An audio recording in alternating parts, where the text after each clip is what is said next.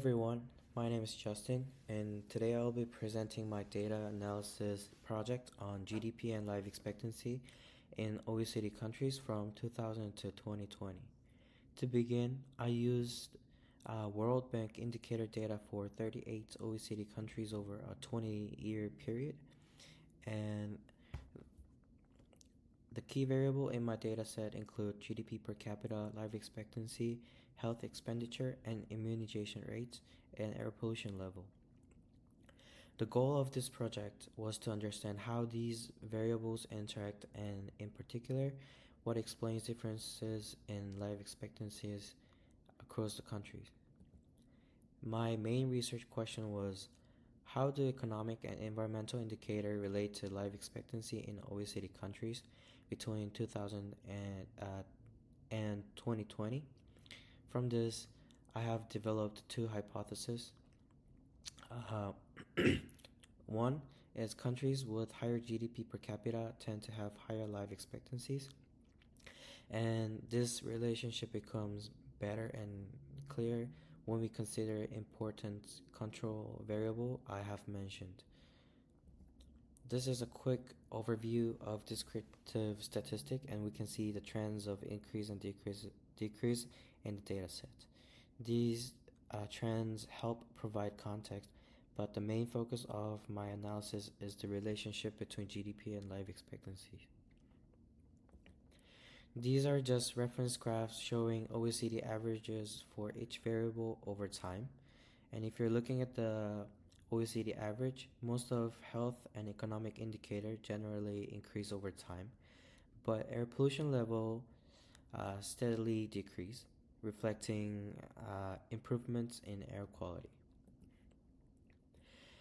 I have chosen 5 different random countries to compare with OECD average. When we compare selected countries, we can see that US, Japan, and UK all have GDP per capita levels above the OECD average, and they also spend a higher share of GDP on healthcare. In the scatter plot, Japan and UK appear in the expected position, which is higher spending and higher life expectancy, but US is an outlier. Despite spending far more than any other OECD countries, its life expectancy is only moderate, not exceptionally high. This suggests that healthcare spending alone cannot explain health outcomes.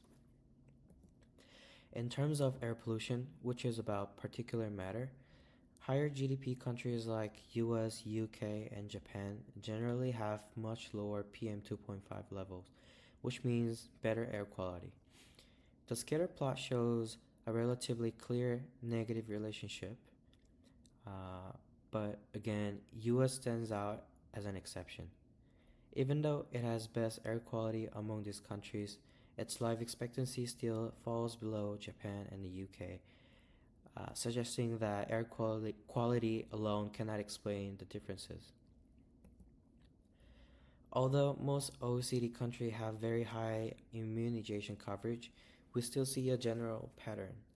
Countries like Mexico and Turkey, which have relatively lower rates, also tend to show lower life expectancy in the scatter plot. So immunization rate is not irrelevant, but within high income OECD countries, its rate,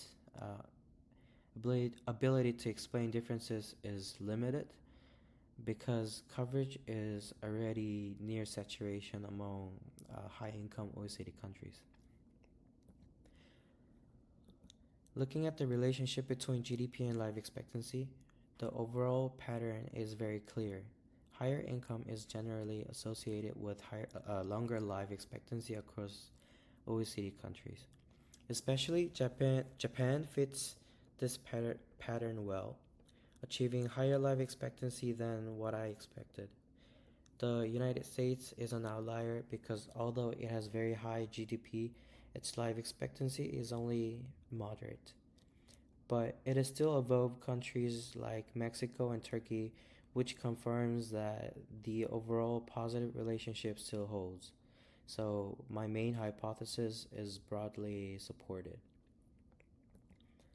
In conclusion, From this project, I confirmed that GDP does explain the broad pattern of life expectancy across OECD countries, but this research also showed that income alone cannot fully explain the differences we see. Countries with similar income levels can have very different outcomes depending on healthcare efficiency, environmental quality, and social conditions. This highlights why a multi-factor perspective is essential when studying health outcomes. The project also had limitations. I only analyzed 5 countries and I wasn't able to include other important variables like lifestyle, inequality, chronic disease, and access to healthcare, blood pressure, and something like green spaces area rates. This factor would likely help explain differences in life expectancy more clearly. Thank you.